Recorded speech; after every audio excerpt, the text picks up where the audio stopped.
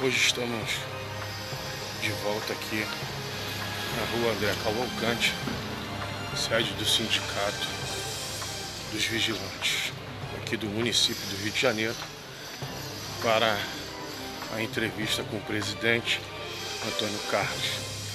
O canal Lista Negra hoje vai registrar aqui essa entrevista. Fique aqui, API total. E fui! Bom, vamos aí, gente. Estamos aqui diretamente da rua André Cavalcante, na sede do Sindicato dos Vigilantes aqui no município do Rio de Janeiro. Hoje o canal Lista Negra vai fazer uma entrevista com o presidente do sindicato, Antônio Carlos. Pode deixar aí a sua saudação aí aos nossos companheiros vigilantes do Rio de Janeiro. Saudação nossa aqui do município do Rio de Janeiro, a todos os vigilantes, não só aqui do município, como de todo o estado do Rio de Janeiro. Nossa saudação de luta, né? Uma vez que nós estamos agora também em campanha salarial, então essa entrevista com o nosso companheiro da Lista Negra vem num momento muito oportuno e também um momento em que a gente está aí na luta nacionalmente, tratando agora da reforma da Previdência e da possibilidade de uma nova reforma trabalhista que venha a aprofundar ainda mais as mudanças que ocorreram ainda no governo Temer. Então, agradeço aí a oportunidade da Lista Negra em abrir esse espaço para nós. Bom, vamos lá. A gente vai fazer algumas perguntas aqui. E todo ano tem notícias que rolam por aí, fake news que não procedem, e nada mais que melhor o próprio presidente responder essas perguntas e esclarecer se é verdade, o que procede e o que não procede.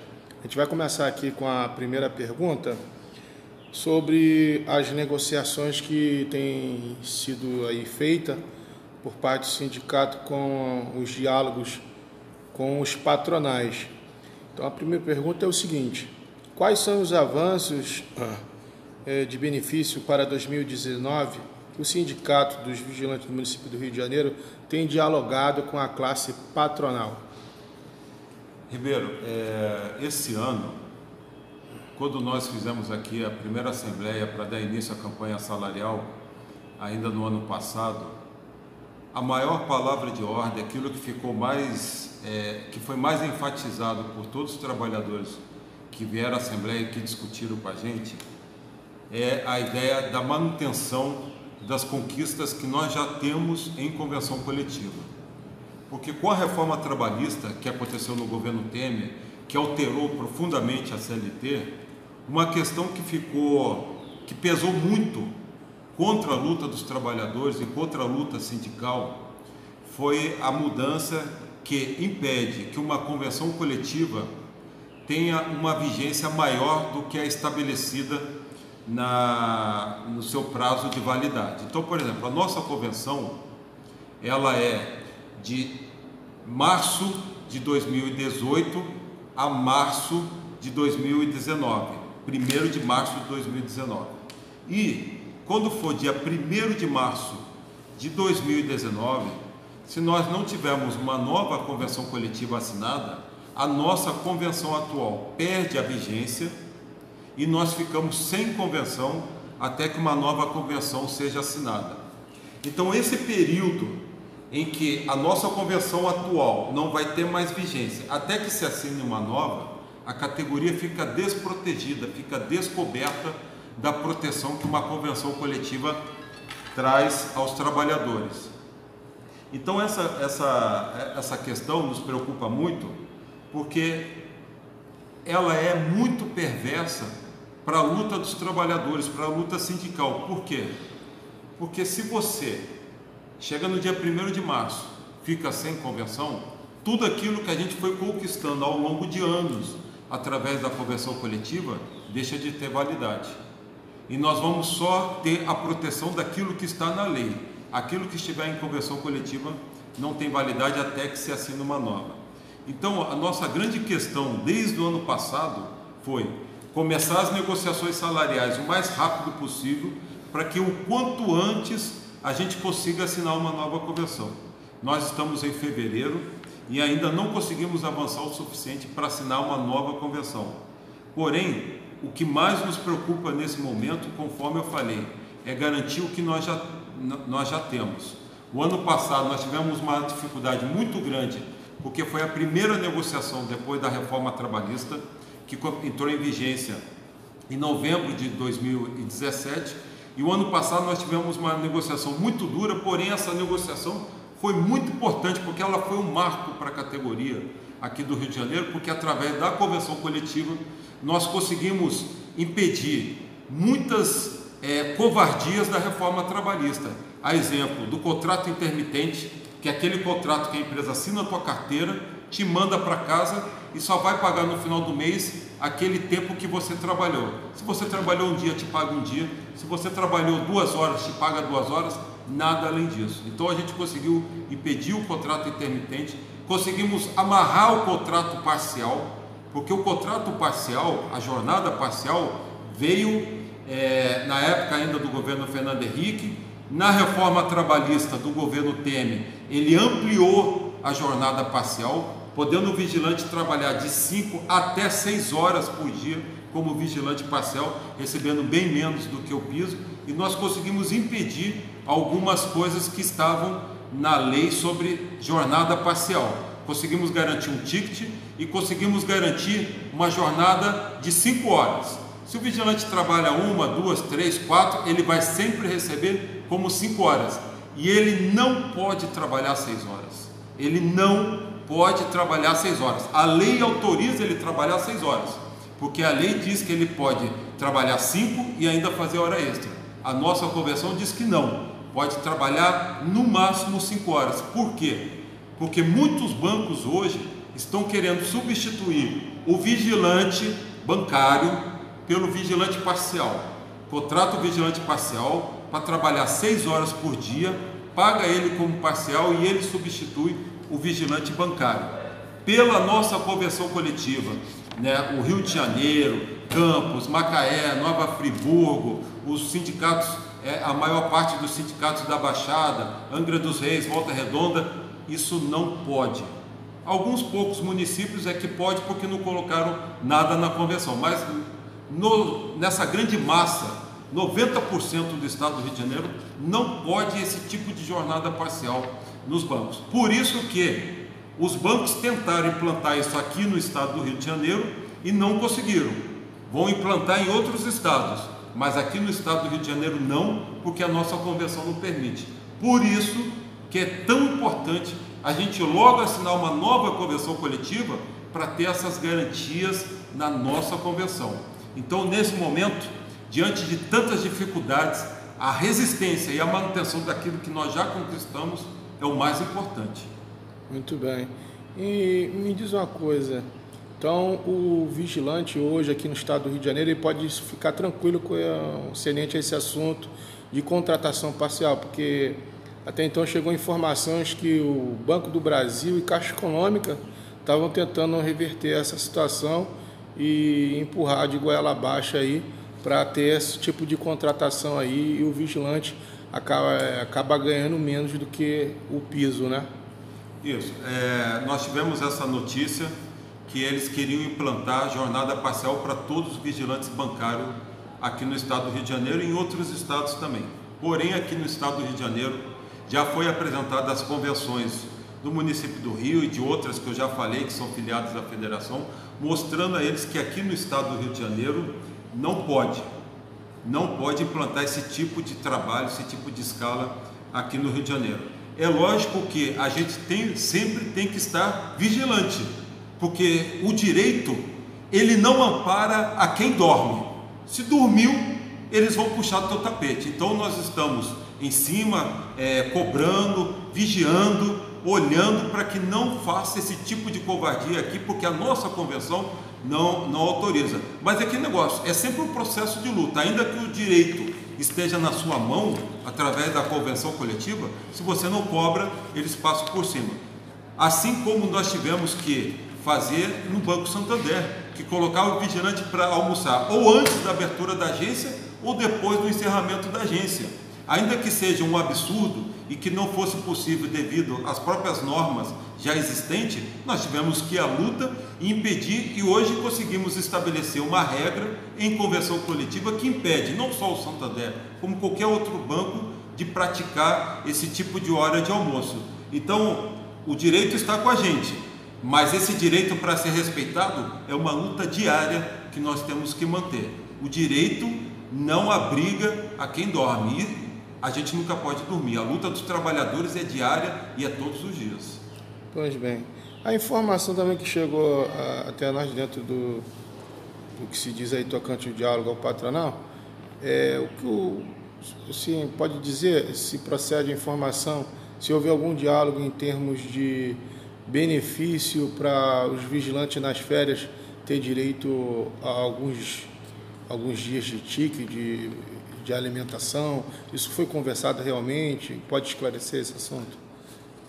Ribeiro, nós temos uma pauta, até já foi a nossa pauta, assim que ela foi elaborada, nós divulgamos na internet, no Facebook, nas redes sociais, e essa cartela, que seria a cartela das férias, é uma das nossas pautas que nós já defendemos, já apresentamos, colocamos, a gente todo ano sempre coloca por empresário a importância do ticket refeição, porque o ticket refeição, o ticket alimentação, seja lá qual for a modalidade, ele está muito vinculado à saúde do trabalhador, porque a alimentação, a boa alimentação, a alimentação que garante uma vida saudável ao trabalhador, é algo que extrapola aquele valor que ele representa na hora de você almoçar. Ticket de refeição, alimentação está vinculado à saúde, está vinculado ao bem-estar do trabalhador.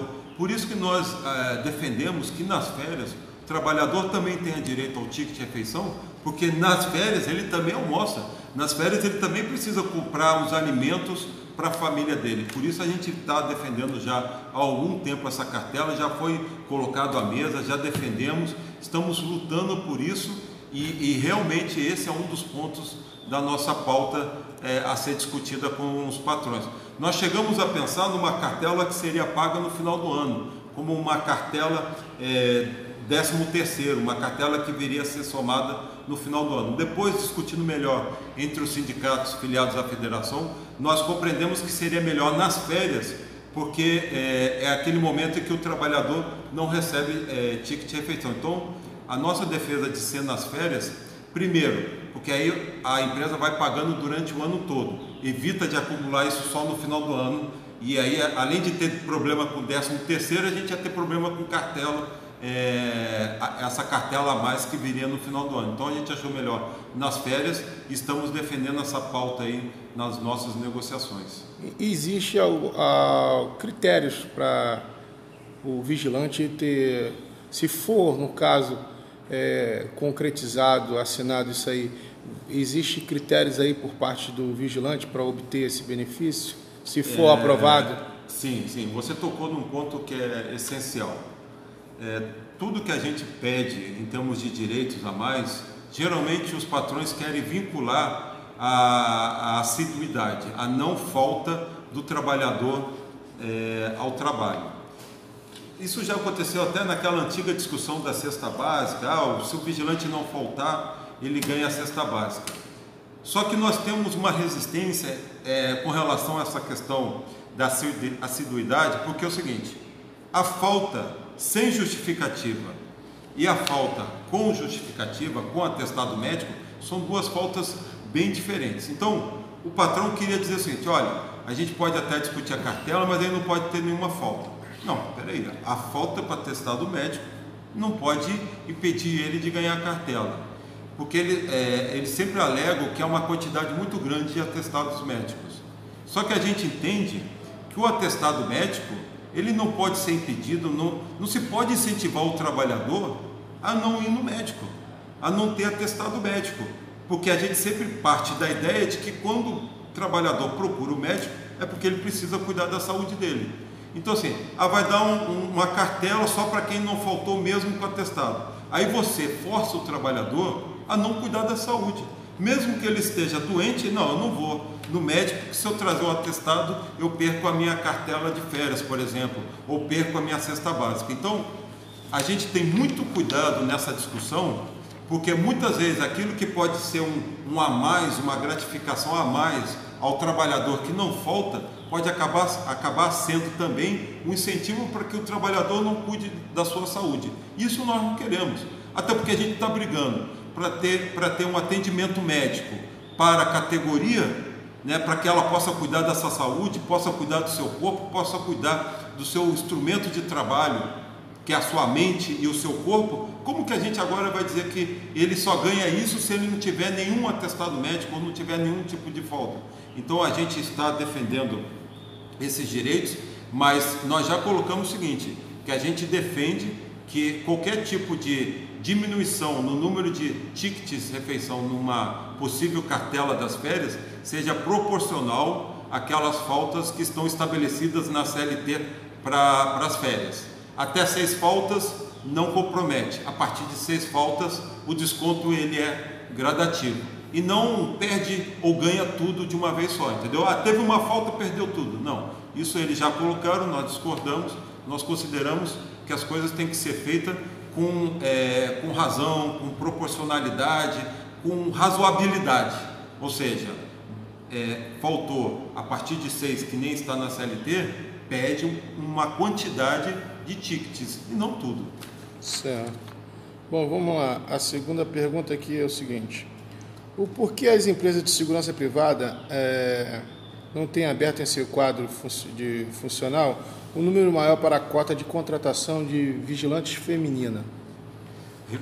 Olha só, essa questão já é uma questão que as mulheres sempre cobraram, né? As mulheres na segurança privada têm um espaço menor, né? Uma quantidade pequena, o número de mulheres que hoje atuam na segurança privada. E aí, nesse caso, não é nem por conta das empresas de segurança. O que acontece é que os clientes, aqueles que contratam a empresa de segurança, muitas vezes entendem de maneira equivocada que o homem vai atuar melhor do que a mulher. E aí o próprio cliente estabelece: olha, eu quero só homem com essa altura, com esse perfil, que mora. Então a restrição para a contratação de mulheres não é nem do segmento, e sim de quem contrata o serviço de segurança.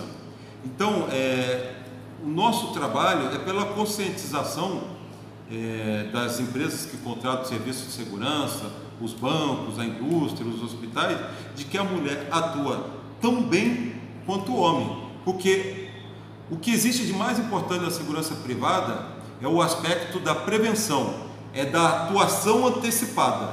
Por quê? Porque a boa segurança privada é aquela que atua antes da ação delituosa, é aquela que atua na prevenção. Então, a mulher é tão capaz de atuar na segurança privada quanto o homem.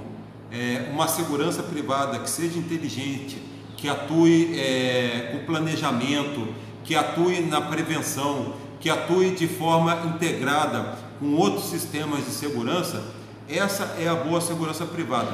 Não é aquela que atua só visando o enfrentamento quando a ação já está em andamento. A boa segurança privada é a preventiva.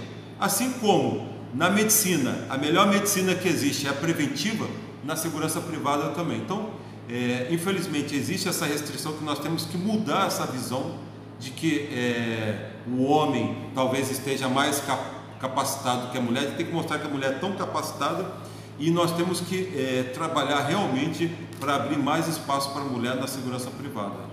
Muito bem. Terceira pergunta é o seguinte: a possibilidade dos vigilantes bancários ter um piso salarial diferenciado, o mesmo pode ter uma folga mensal dentro de sua escala 5x2? Essa questão do vigilante bancário sempre levantou muitas dúvidas sobre a possibilidade de uma gratificação para o vigilante bancário. Por quê? Porque a categoria vigilante, se ele trabalha no hospital, se ele trabalha no banco, se ele trabalha em qualquer posto, ele é vigilante da Lei 7.102 da mesma forma, seja o bancário, seja o que trabalha no hospital, no shopping, qualquer outro local. criar uma distinção só para o vigilante bancário, talvez nós estaríamos discriminando aquele vigilante que trabalha em outros locais e que são tão perigosos quanto um banco, que trabalha em área de risco, que também trabalha armado e muitas vezes não tem nem sequer a proteção de uma porta com detector de metais. Então, a nossa preocupação, primeiro, é essa. O que vai pensar aquele vigilante que não trabalha no banco em relação a uma convenção coletiva que diz que o vigilante bancário recebe mais do que ele, sendo que os dois têm o mesmo curso, têm a mesma formação profissional, estão preparados para a mesma atividade, porém um está no hospital, o outro está numa agência bancária. Mas o hospital tem menos risco. O hospital nem sempre tem menos risco. Às vezes o hospital pode ter a tutela de pessoas que estejam presos, que possam ser resgatados por grupos criminosos, como já aconteceu em vários hospitais públicos aqui no Rio de Janeiro, assim como já aconteceu no Irajá, assim como já aconteceu no Souza Aguiar. Ou seja, o vigilante que está ali, e muitas vezes até desarmado, vai correr o mesmo risco que o vigilante que está numa agência bancária, numa ação criminosa. Então, essa é a nossa primeira preocupação, que nós estamos aqui, quero deixar isso bem claro a todos que estão nos assistindo, nós estamos aqui abertos a esse debate, estamos aqui abertos a esse diálogo, não é uma discussão fechada, mas nós temos essa preocupação. A segunda preocupação em relação a essa questão do bancário é o seguinte: imagine uma empresa que tem vários postos, tem bancos e outros postos que não sejam o banco. Aí o vigilante bancário, chega a época de greve, ele vai querer parar, por exemplo, numa greve, numa mobilização, numa paralisação? Provavelmente não, porque ele vai ficar com medo que a empresa tire ele do banco e coloque num posto que o valor não tem aquele valor de gratificação a mais que ele tinha quando ele atuava numa agência bancária. Poderia levar muitas vezes até a própria empresa a usar isso como uma forma de punição. Olha só, você está aqui na agência bancária, se você me der qualquer problema, eu tiro você da agência bancária que você recebe mais e te coloco num hospital, te coloco numa indústria, te coloco em qualquer outro posto que não paga essa gratificação a mais como vigilante bancário. Então, poderia acabar se transformando esse a mais para o vigilante bancário como um instrumento de pressão, de coação e de ameaça da empresa contra o próprio trabalhador. Ou você faz do jeito que eu quero ou eu te tiro daqui. Então, esse é um segundo aspecto que a gente discute muito aqui, da possibilidade de transformar isso numa arma da empresa contra o próprio trabalhador. Por exemplo, nas greves que nós fizemos, a última foi em 2014, foram 46 dias de greve, quem parou foi o vigilante bancário, porque o vigilante bancário ele só tem um serviço, ele geralmente só tem um trabalho, poucos têm os dois empregos, ele só tem um emprego. Então ele sabe que a melhora do piso dele depende da luta coletiva dos trabalhadores. Então, em 2014, quem parou foi o vigilante bancário. 12 por 36 quase não parou. Pouquíssimos pararam com a gente. Agora, se tivesse essa gratificação, quantos desses iriam pensar duas vezes antes de parar numa greve, com medo da empresa, por exemplo, tirar a gratificação dele, mudando ele de posto? Então, acho que tudo isso tem que ser avaliado e discutido, mas evidentemente que a bola está aí no meio de campo e cabe a gente discutir isso com a categoria. Certo. E concernente a possibilidade de um diálogo para o vigilante bancário ter uma folga mensal, isso é possível levar em assembleia esse assunto? Não, é possível levar em assembleia. É uma questão que, quando nós formulamos a pauta, ainda não tinha sido levantada. A ideia é muito boa, é uma coisa interessante, até porque nós mesmos aqui no sindicato, a gente sempre recebe ligação de vigilante bancário, muitas vezes falando até da dificuldade deles virem no sindicato, porque uma vez que eles são 5x2, eles ficam de segunda a sexta no posto.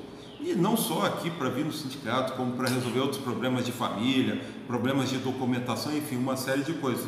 Então, a proposta é boa, né, que nós podemos levar adiante, porque independente de ter uma pauta e uma negociação hoje, a negociação ela é permanente, vai ter mais outras negociações, né, pelos próximos anos. Então, é uma discussão que a gente tem que levar adiante, né, discutir com as empresas essa possibilidade que seria uma mão na roda para aqueles trabalhadores que trabalham de segunda a sexta e muitas vezes precisam de uma folga no mês para tentar resolver os seus problemas pessoais.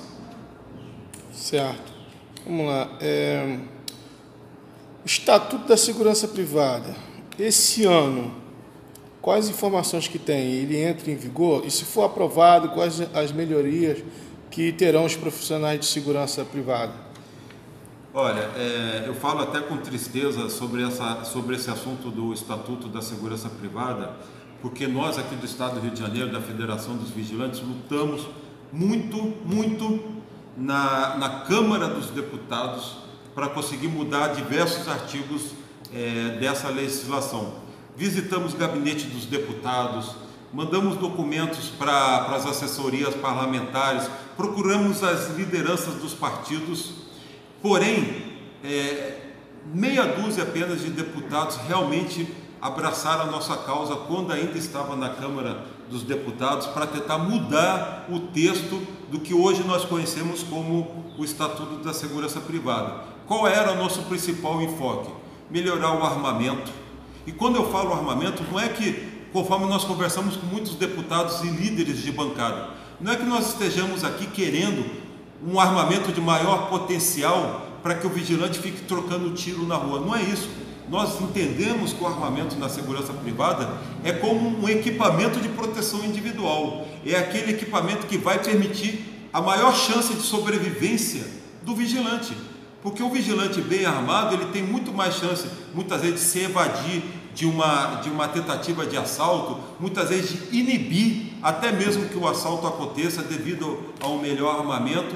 Então, o armamento, ele é visto muitas vezes pelos deputados e senadores de uma forma equivocada, achando que vai ter maior chance de pessoas inocentes muitas vezes serem atingidas em um possível tiroteio. E a gente sempre explicou que o melhor armamento ele tem o objetivo de debelar de maneira antecipada uma ação criminosa.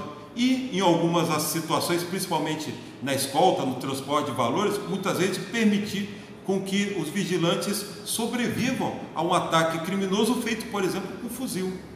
Hoje se utiliza até a .50, um armamento de guerra, mas a gente queria um mínimo de instrumento para que o vigilante tenha um mínimo de chance nesse tipo de situação. Porém, não foi aceito, não conseguimos mudar isso.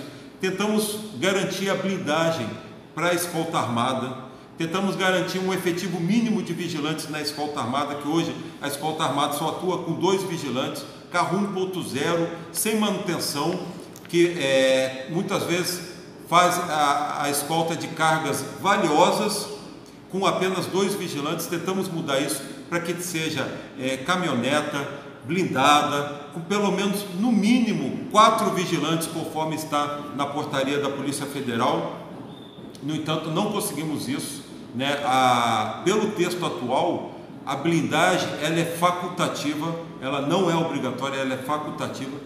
Até participamos também da luta do transporte de valores, para que não haja a diminuição do efetivo do transporte de valores, conforme está no texto do Estatuto, para essa nova logística blindada que está aí surgindo no segmento do transporte de valores, porém também não conseguimos alterar o texto.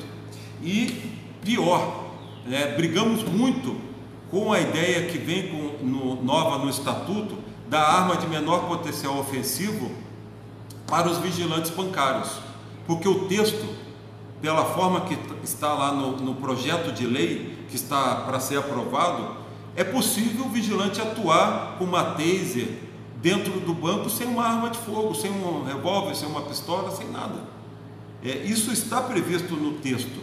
Então, na nossa interpretação, no nosso entendimento, no nosso humilde entendimento, porque pode ter pessoas que entendam de maneira diferente e nós vamos respeitar, mas no nosso entendimento da Federação Estadual dos Vigilantes do Estado do Rio de Janeiro e nosso aqui do município do Rio de Janeiro, junto com os nossos companheiros que estiveram nessa luta, o Estatuto é muito ruim para o segmento. Vou dar aqui a nossa opinião. Muito ruim. Não trouxe absolutamente nada para os trabalhadores. Só atendeu os interesses dos bancos, só atendeu o interesse das empresas e pior, há um artigo no Estatuto da Segurança Privada que diz o seguinte, que é crime a segurança clandestina. Aí nós estávamos discutindo para caracterizar como crime não só oferecer serviço de segurança privada clandestina, mas também contratar serviço de segurança privada clandestina. Porque se você não criminaliza quem contrata, só criminalizar quem oferece não resolve o assunto. Nós estávamos nesse debate e nós fomos surpreendidos com uma mudança que criminaliza só quem oferece serviço de segurança clandestina armada. Isso está dizendo o quê? Se eu digo que é crime a segurança clandestina armada, eu estou dizendo que a desarmada não é crime, que a desarmada pode. E nós sabemos hoje que a maior parte da clandestinidade no nosso segmento não é armada, é desarmada. É o controlador de acesso, não o trabalhador, coitado, que está ali ganhando seu pão, não é isso. Mas a atividade, substituir vigilante por controlador de acesso, por porteiro, por vigia, por controlador de perdas, ele está ali. A maior parte das empresas exigem dele a ata, né? Você não vai ser vigilante, mas tem que ter a ata, o que já caracteriza que ele na verdade está ali atuando como vigilante. Aí assina a carteira dele como controlador, como porteiro e tal, mas ele está desempenhando a função de vigilante no posto de trabalho dele e certamente desarmado. É o que acontece em muitos shoppings, supermercados, centros comerciais.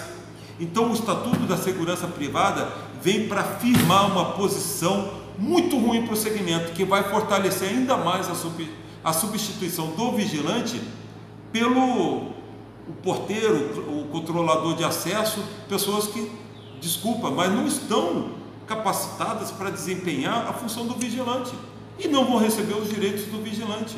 Então o Estatuto traz mais essa perversidade contra o trabalhador da segurança privada. Então, na nossa opinião, e estamos aqui dando a cara a tapa, quem achar diferente pode falar, mas o Estatuto da Segurança Privada vem para jogar mais contra ainda o segmento da segurança privada, na nossa opinião. Tentamos fazer de tudo para mudar na Câmara, o projeto está no Senado, está pronto para ser aprovado no Senado e vai à sanção presidencial, mas já passou pela Câmara, já passou pelas comissões, está lá pronta para ser aprovada. Era para ser aprovada na última legislatura, porém devido às confusões, eleições, depois disputa pela presidência do Senado, etc, acabou não sendo aprovado. Mas agora que já passou esse processo, é bem provável que o Estatuto venha a ser aprovado no Senado e logo siga a sanção presidencial, o que para nós vai ser muito ruim.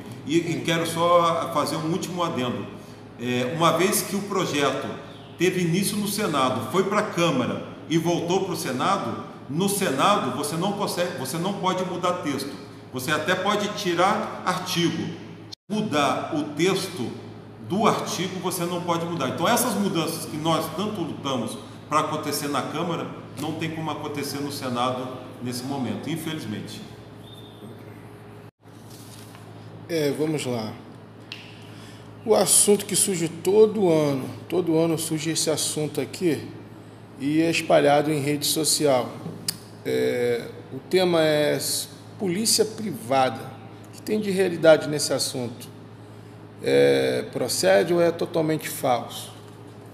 Olha, vamos partir assim, não tratando do assunto polícia privada só na segurança privada, não. Porque o poder de polícia, ele é um poder previsto na lei e ele é um poder dado à administração pública, ao poder público. O poder de polícia é um poder que é dado à administração pública. Então, você tem o fiscal da Receita, ele tem poder de polícia. Ele pode entrar numa empresa, pedir para ver os documentos, porque ele tem poder de polícia. ele pode atuar no exercício de uma prerrogativa que é dada a ele pelo fato dele ser um agente público. O poder de polícia é dado ao policial militar, ao policial civil, ao fiscal. Ele não é dado ao ente privado, à empresa privada. A empresa privada não tem a faculdade de ter o poder de polícia. Pelo menos essa é a leitura que a gente faz a partir da lei.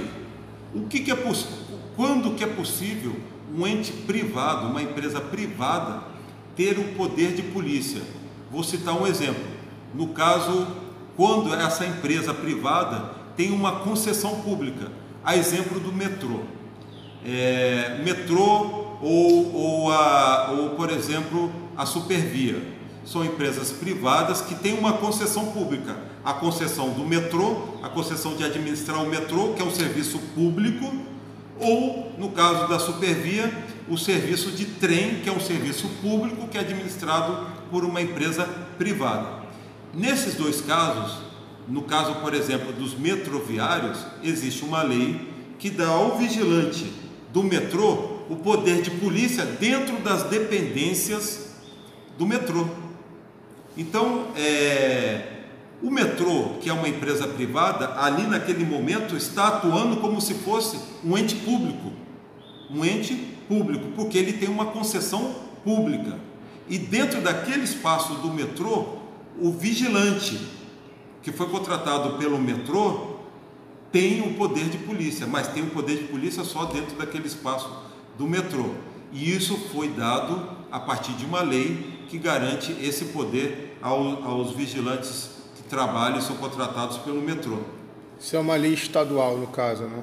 É uma lei federal, que serve para todo o sistema de metrô, porque é uma questão que envolve segurança nacional, né? Transporte, é uma questão muito sensível à segurança.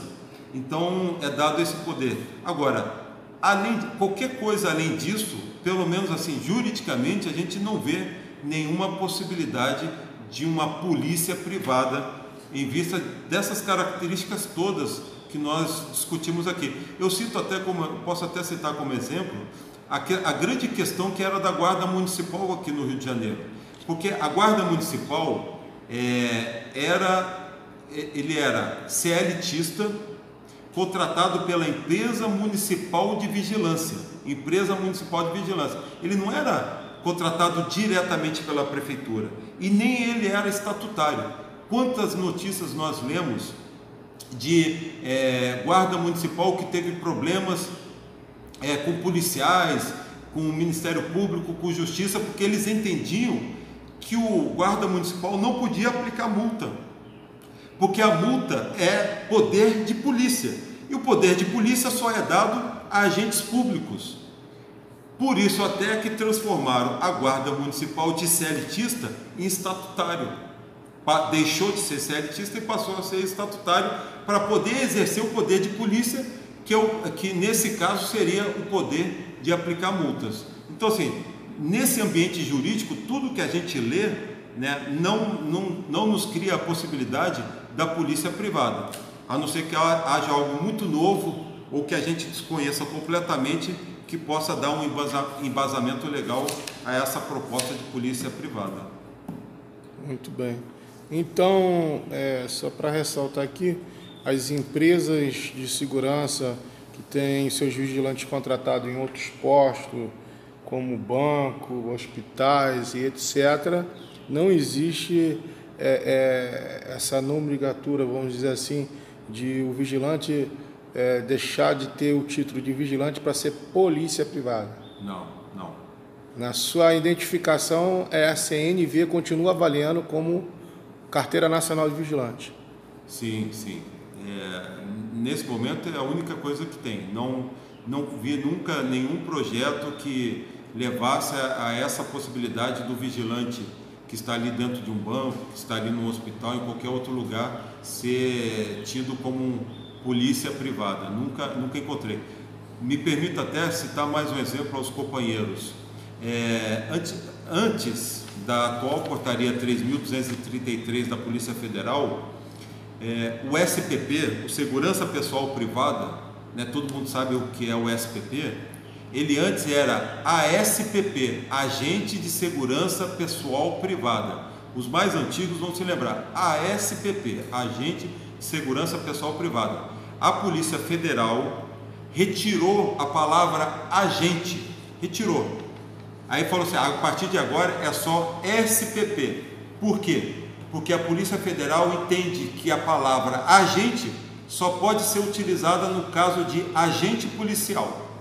Então não poderia ser utilizada na segurança privada a expressão agente, porque eles entendem que agente é só o membro de uma força policial, e tiraram a palavra agente da nossa nomenclatura, da portaria da Polícia Federal que normatiza a segurança privada, e consequentemente tivemos que tirar das convenções coletivas. Ou seja, se não se entendem que você não pode nem ser agente, quanto mais polícia. Perfeito. Aqui já finalizando, a gente perto de finalizar, seguinte, tem um vídeo circulando aí em rede social, acho que até do seu conhecimento, um instrutor dizendo o seguinte, que ao invés de você fazer reciclagem do seu patrimonial, pode ser feito um curso de extensão substituindo a reciclagem. Isto é verdade ou não procede? Aos companheiros e companheiras da Lista Negra, nós concordamos com a leitura do instrutor que gravou esse vídeo. Nós entendemos que a reciclagem, nós entendemos que o curso de extensão substitui a reciclagem. Porém, o mais importante é a empresa entender isso. Por que eu estou falando isso? Eu, ao invés de reciclar a minha ata, eu vou e faço um curso de extensão. Saio daquela empresa, vou trabalhar em outra empresa. A outra empresa também tem que entender isso, porque senão o que vai acontecer? Vai chegar lá, eu estou aqui com a minha ata e com acabei de fazer a minha extensão de escolta armada, acabei de fazer a minha extensão de SPP e assim por diante. Espero que a empresa que vai contratar ele entenda que a reciclagem dele está feita. Então assim, eu concordo com o instrutor, mas é importante também que os recursos humanos das empresas de segurança privada, no momento da contratação, também entenda dessa forma. Até porque esse momento da contratação é o momento em que o trabalhador mais está frágil, que ele não tem nenhum poder de negociação. Se a empresa disser, só vou contratar quem estiver com a reciclagem em dia, e não aceito quem tiver só com o curso de extensão, já vai criar um problema para o vigilante. Então, concordo com o instrutor, porém entendo que isso tem que ser levado ao recurso humanos das empresas, para que não haja problema para esse vigilante, caso ele procure um novo emprego. Muito bem. Para finalizar, pode esclarecer para nós sobre a reunião que vai ter aqui amanhã na sede do município do Rio? Foi antecipado de março para agora, dia 14 de fevereiro? Esclarece aí para nós, porque há muitos vigilantes que estão entendendo que o dissídio que ia ocorrer em março foi antecipado, porque já está circulando a notificação aqui da reunião de amanhã, dia 14 de fevereiro, aqui na sede do município do Rio. Então, a todos da Lista Negra, nós estamos em processo de negociação. Fizemos uma primeira assembleia, que é aquela que abre o processo de negociação, em que nós damos início à negociação, escrevendo uma pauta de reivindicações, e a partir dali a gente vai fazendo as reuniões com o sindicato patronal. Nós já fizemos algumas reuniões. Nesse momento, o que nós estamos fazendo? Convocando os trabalhadores para uma assembleia, para que nessa assembleia a gente possa passar tudo que foi negociado até esse momento, para que a gente possa, na assembleia, ver que rumo a categoria quer para essas negociações. Então, assim, não houve nenhuma antecipação. É porque se nós lermos juntos aqui a convenção coletiva, logo na primeira página vai ter aqui a vigência. Na vigência, nós vamos ver que essa convenção coletiva, ela vai até 1º de março. Então, se ela dura, se ela tem validade, se a vigência dela vai até o dia 1º de março, eu tenho que fechar algo, eu tenho que chegar a um consenso, a um acordo, antes do dia 1º de março. Para quando começar o dia 1º de março, eu já tenho uma nova convenção coletiva para proteger os direitos dos trabalhadores. Então nós não estamos antecipando. Na verdade, nós estamos tentando garantir o direito dos trabalhadores. Então amanhã é uma assembleia, amanhã é dia 14 de fevereiro, às 8 horas da manhã e às 18 horas da manhã, 8 horas da manhã e às 18 horas da noite, dia 14 de fevereiro, vai ser uma quinta-feira, 8 horas da manhã e 18 horas, para a gente discutir com a categoria tudo que se discutiu até agora e a gente possa ter da categoria quais são os rumos do daqui para frente. Frisando que nós não estamos antecipando nada, é porque nós temos data para encerrar a nossa negociação. A nossa data é 1º de março, porque se a gente for além disso, nós ficamos sem convenção coletiva. E nós não queremos isso, porque nós sabemos que tem muitas empresas que querem aproveitar essa oportunidade, por exemplo, para colocar vigilante parcial dentro dos bancos. Porque o que hoje impede a substituição do vigilante bancário pelo vigilante parcial é a nossa convenção. Se nós ficarmos sem convenção, nada nos protege, porque a lei permite. Se depender só da lei, se não tiver nada escrito, a lei permite. O que impede é a convenção. Então, nós não podemos arriscar ficar sem convenção a partir do dia 1º de março. Por isso que nós estamos chamando essa assembleia no dia 14 de fevereiro, porque nós estamos fazendo um grande esforço para ainda em fevereiro assinar uma nova convenção. Positivo. Na grande maioria dos associados ao sindicato são bancários. O assunto de ele ter uma folga mensal seria importante aí para ele ter oportunidade de participação durante a semana, né? Vendo que a sua escala é 5x2 e quando tem essa assembleia assim, geralmente é restrito por a maioria aí dos sindicalizados ser bancário, está preso aí no seu plantão bancário, né? Olha só, nós até marcamos 8 horas da manhã e 18 horas justamente para permitir que o vigilante bancário também participe. Porque se começa às 6 horas da tarde, é possível que a maior massa aí dos vigilantes bancários possa vir aqui à nossa assembleia no município do Rio de Janeiro, na rua André Cavalcante 126, participar da assembleia. Se ele não puder vir de manhã, aquele que trabalha mais próximo aqui na região central, nos bairros mais próximos, não puder vir de manhã às 8 horas participar da assembleia, com medo de não dar tempo de chegar até o plantão dele, ele pode vir à noite, porque aí ele sai do banco, sai da agência bancária e vem participar. Então assim, esses horários já é exatamente para permitir que o trabalhador esteja aqui, inclusive o vigilante bancário. E nós, por que nós estamos marcando já para amanhã? Porque ontem nós tivemos uma reunião, ontem, no dia 12, hoje é dia 13, ontem nós tivemos uma reunião, e estamos marcando a assembleia para amanhã, porque na sexta-feira, nessa sexta-feira, dia 15, já tem outra reunião com a patronal, porque nós estamos pedindo para que uma reunião já aconteça logo em seguida a outra, para não ficar um espaço de tempo muito grande e a gente ficar perdendo tempo com isso. Então, por que tão rápido assim? Porque ontem nós tivemos uma reunião e na sexta-feira nós já vamos ter outra. Então a gente quer aproveitar na quinta-feira para ouvir o trabalhador e já poder ter um rumo para na sexta-feira, de repente, já tentar fechar essa negociação coletiva para a gente ainda em fevereiro conseguir fechar essas negociações e ter uma nova convenção coletiva assinada.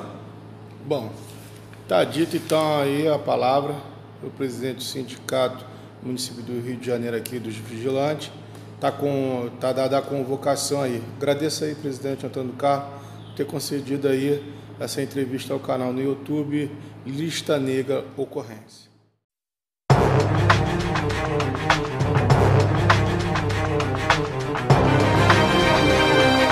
Lista Negra Ocorrência, o canal da segurança privada e utilidade pública.